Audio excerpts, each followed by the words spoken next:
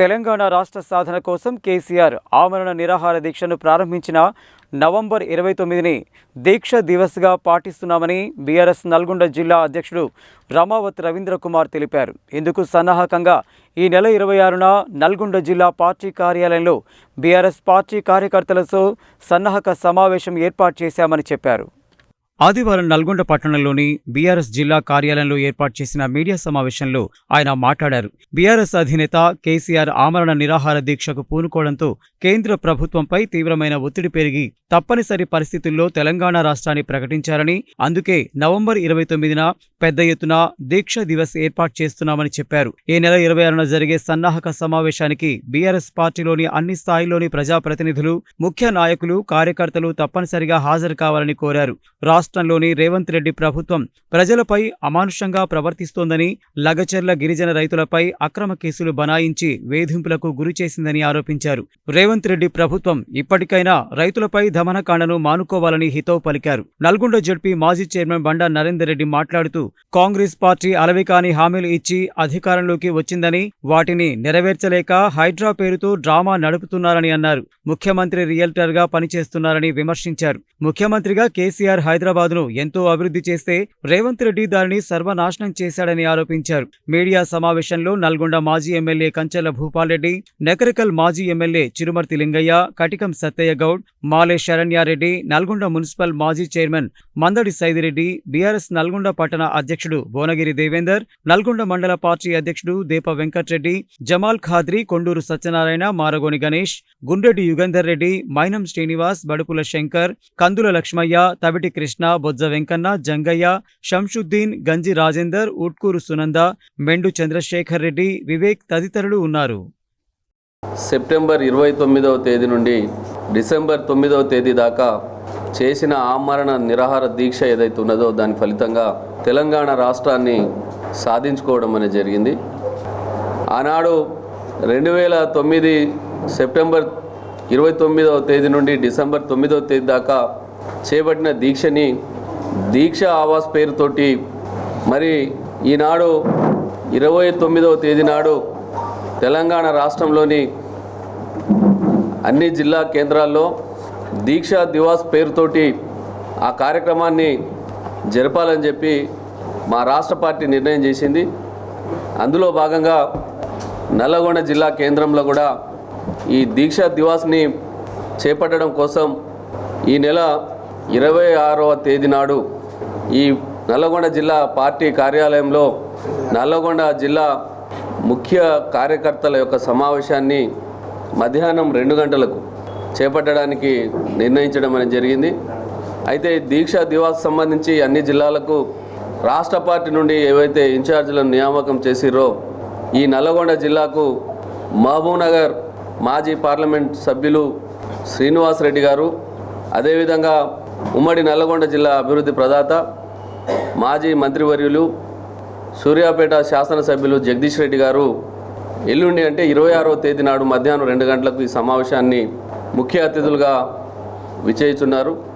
ఆ సందర్భంగా 29వ తేదీ నాడు జరిగే కార్యక్రమాన్ని మరి దిశానిర్దేశం చేసి ఆ కార్యక్రమాన్ని నిర్వహించడం కోసం ఆ సన్నాహక సమావేశంలో వారు పాల్గొంటారు. అయితే ఈ మధ్యకాలంలో మనం తెలంగాణ రాష్ట్రంలో చూస్తున్నాం, రేవంత్ రెడ్డి గారి ప్రభుత్వం అధికారంలోకి వచ్చి దాదాపుగా సంవత్సర కాలం పూర్తిగా అవస్థ ఉన్నది.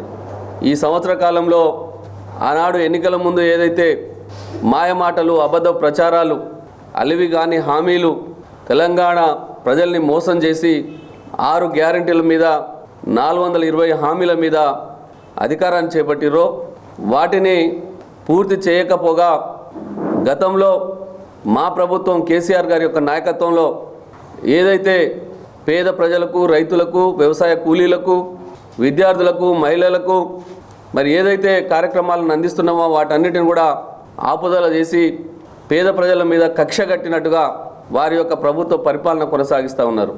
ముఖ్యంగా ఈ మధ్యకాలంలో చూస్తున్నాం, కొడంగల్ నియోజకవర్గం ముఖ్యమంత్రి గారి యొక్క సొంత నియోజకవర్గం. అక్కడ ఏం జరుగుతూ ఉన్నది? లగచెర్ల అనే ఒక తాండా, అదేవిధంగా పులిచెర్లకుంట అనే ఒక గ్రామం, రోటిబండ తండా, ఇలాగా 2-3 తండాలు, 2 గ్రామాలు, దాదాపుగా 1300 ఎకరాల భూమిని పేద గిరిజనుల యొక్క భూములు, అదేవిధంగా దళితుల యొక్క భూములు, బలహీన వర్గాల వారికి సంబంధించిన భూముల్ని బలవంతంగా లాక్కొని ఒక ఫార్మా విలేజ్ని ఏర్పాటు చేయాలని ఒక ఆలోచనతో రేవంత్ రెడ్డి గారు దుర్మార్గంగా బలవంతంగా అక్కడుండే పేద ప్రజలు వద్దన్నా కాదన్నా గత 10 నెలలుగా వారు నిరసన తెలియజేస్తూ ఉన్నా బలవంతంగా వారి భూములు లాక్కోవడానికి ప్రయత్నం చేస్తూ ఉన్నారు. అక్కడుండే గిరిజనుల మీద అటెంప్ట్ మర్డర్ కేసులు, ఉద్యోగుల యొక్క ఉద్యోగానికి ఆటంకం కలిగించడనే నెపంతో మరి దుర్మార్గంగా దాదాపుగా 21 మంది గిరిజన, దళిత, బలహీన వర్గాలకు సంబంధించిన రైతుల్ని గత 10 రోజులుగా సంగారెడ్డి జైల్లో ఉంచడం అనేది జరిగింది. దాని మీద బీఆర్ఎస్ పార్టీగా అక్కడుండే ఆ పేదవాళ్ళ భూముల్ని కాపాడుకోవడం కోసం వారికి అండగా నిలబడ్డ మా మాజీ శాసనసభ్యులు, ఆ నియోజకవర్గ ఇన్ఛార్జ్ గారు పట్నం నరేందర్ రెడ్డి గారిని కూడా మరి జైల్లో పెట్టడం అనేది జరిగింది. ఈ రకంగా దుర్మార్గంగా గిరిజనులను అణిచివేసే కార్యక్రమం, దళితులు, బలహీన వర్గాలకు సంబంధించిన వారి యొక్క భూముల్ని బలవంతంగా లాక్కునే కార్యక్రమం ఏదైతే చేస్తున్నారో దానికి వ్యతిరేకంగా ఇప్పటికే బీఆర్ఎస్ పార్టీ వారికి మద్దతుగా నిలబడ్డది. రేవంత్ రెడ్డి గారు మాట్లాడుతూ ఉన్నారు, తొండలో గుడ్లు పెట్టలేని భూములలో నేనేదో అభివృద్ధి చేద్దామనుకుంటే బీఆర్ఎస్ పార్టీ వాళ్ళు కుట్రబన్ని మా మీద, మా అధికారుల మీద దాడి చేస్తున్నారని. అక్కడ దాడి చేసిన వాళ్ళు ఒక బీఆర్ఎస్ పార్టీ వారు గారు, గొడవపడ్డది లేకపోతే మా భూములు లాక్కోవద్దని అడిగింది అన్ని రకాల పార్టీల వాళ్ళు ఉన్నారు, అన్ని కులాలకు సంబంధించిన వాళ్ళు ఉన్నారు.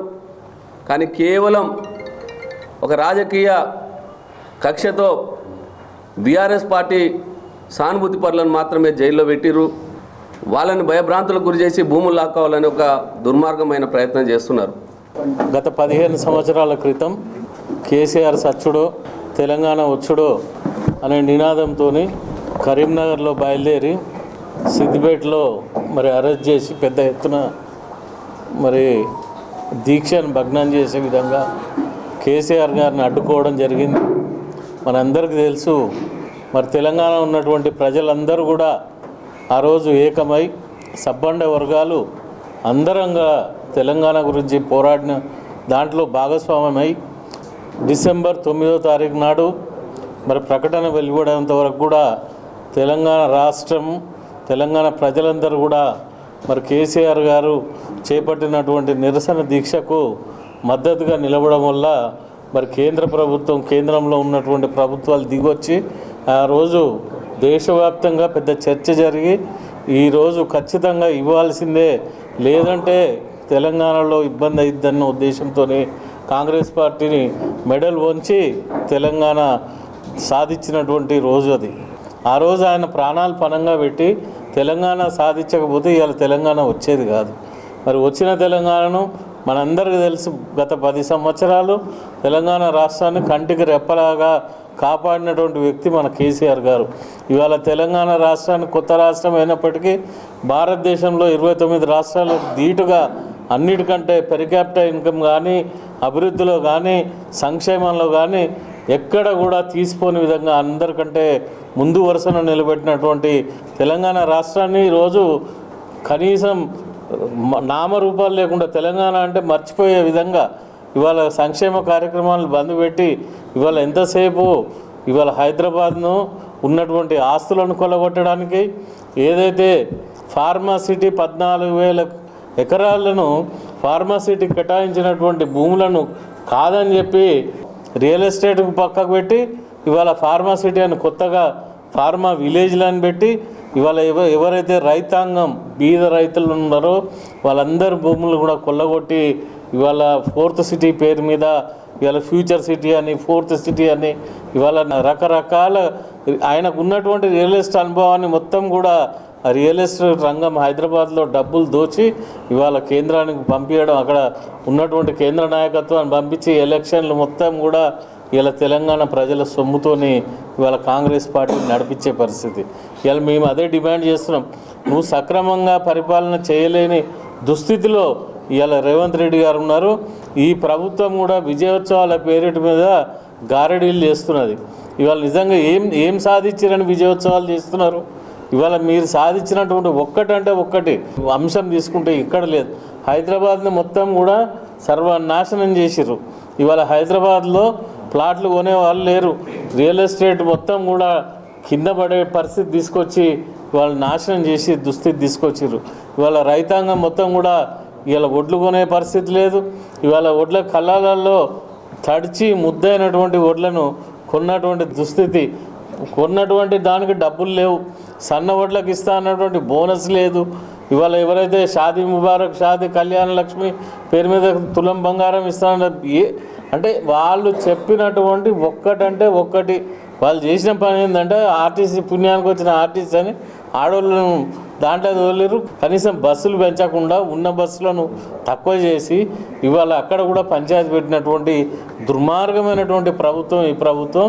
ఖచ్చితంగా రాబోయే రోజుల్లో బీఆర్ఎస్ పార్టీని రేపు రాబోయే ఖచ్చితంగా మళ్ళీ ఒకసారి జమిలీ ఎన్నికలు రాబోతున్నాయి. తప్పకుండా ఈ కాంగ్రెస్ ప్రభుత్వానికి ప్రజలు తగిన శాస్తి చెప్తారు. రాబోయే రోజులు బీఆర్ఎస్ పార్టీ మళ్ళీ అధికారంలోకి వచ్చే అవకాశం ఉంది. కాబట్టి ఈ పార్టీకి తగిన బుద్ధి చెప్పాలి, ప్రజలందరూ కూడా ఉండాలని చెప్పి తెలియజేసుకున్నాను. జై తెలంగాణ.